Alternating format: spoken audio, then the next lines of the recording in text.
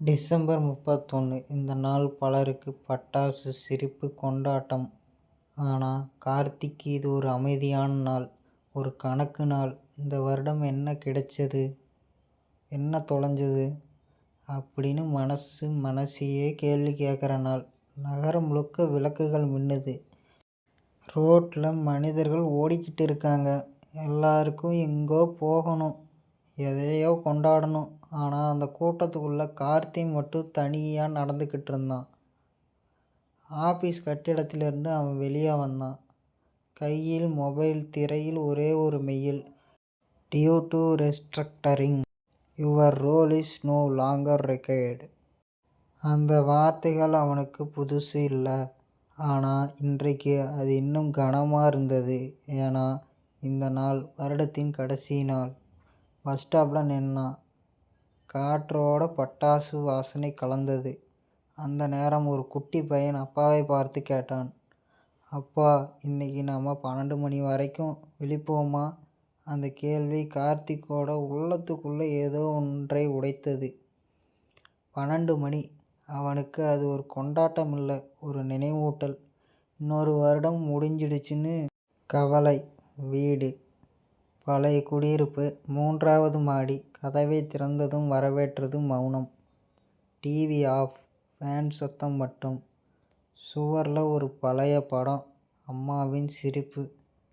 கார்த்திக் அந்த படத்துக்கு முன்னாடி நின்னான். இந்த வருடம் நான் தோத்துட்டேனா அம்மா? பதில் இல்லை. ஆனால் மனசு கனமாக இருந்தது. ஒரு காலத்தில் கார்த்திக் எழுத்தாளன் ஆகணும்னு கனவு கண்டான்.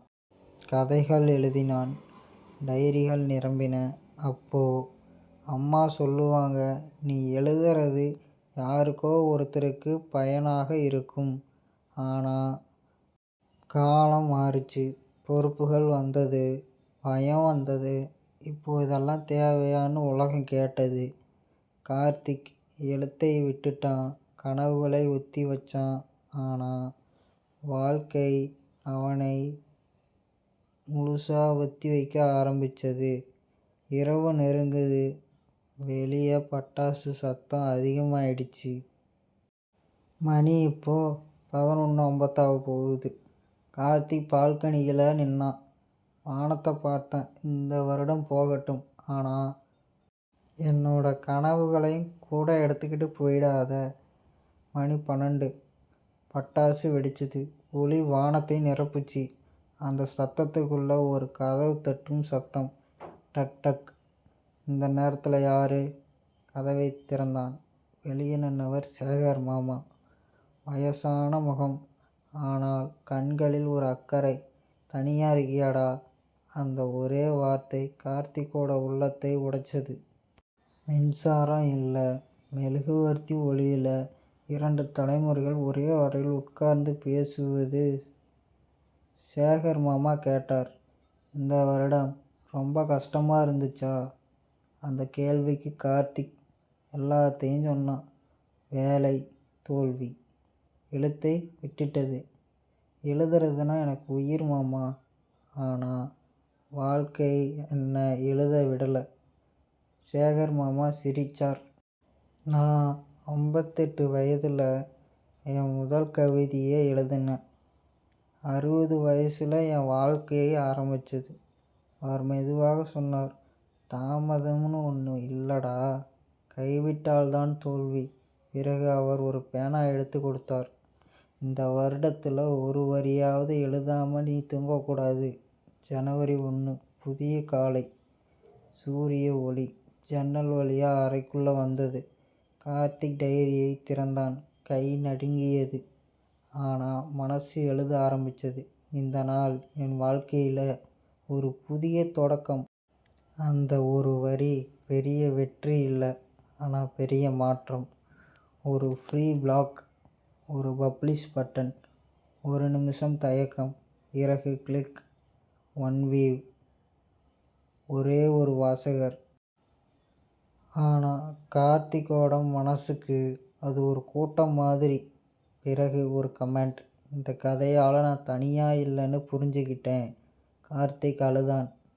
நாட்கள் மாதங்களாக மாறிச்சு. அவன் தொடர்ந்து எழுதினான். பெரிய புகழ் இல்லை, பெரிய பணம் இல்லை, ஆனால் அர்த்தம் இருந்தது. ஒரு நாள் ஒரு இமெயில் ரீடர் மீட்டு. ஒரு காலத்தில் ஒரு வியூவுக்காக காத்திருந்தவன் இப்போ வாசகர்களுக்காக அழைக்கப்படுகிறான்.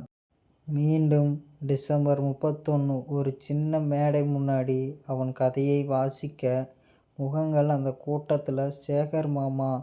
கார்த்திக் மைக் பிடிச்சு சொன்னான். நியூ இயர் ஒரு தேதி இல்லை, ஒரு முடிவு, இன்னொரு முயற்சின்னு நம்ம மனசுக்குள்ள சொல்கிற முடிவு. வெளியே வந்தான். வானத்தை பார்த்தான். அதே வானம். ஆனால் இந்த தடவை அவன் தனியாக இல்லை. எந்த ஒரு நோயரும் வாழ்க்கையை மாற்றாது. நம்பிக்கை தான் நம் வாழ்க்கையை மாற்றும். அனைவருக்கும் இனிய புத்தாண்டு நல்வாழ்த்துக்கள். இன்று போல் என்றும் வாழ இந்த ஆண்டவனை பிரார்த்திக்கிறேன். மறக்காமல் விஸ்பரிங் ஸ்டோரி சேனலை சப்ஸ்கிரைப் பண்ணி பக்கத்தில் உள்ள பெல் பட்டனை கிளிக் செஞ்சிங்கன்னா நான் போடுற வீடியோ உங்களுக்கு உடனே நோட்டிஃபிகேஷனாக வரும். அனைவருக்கும் இனிய புத்தாண்டு தின நல்வாழ்த்துக்கள்.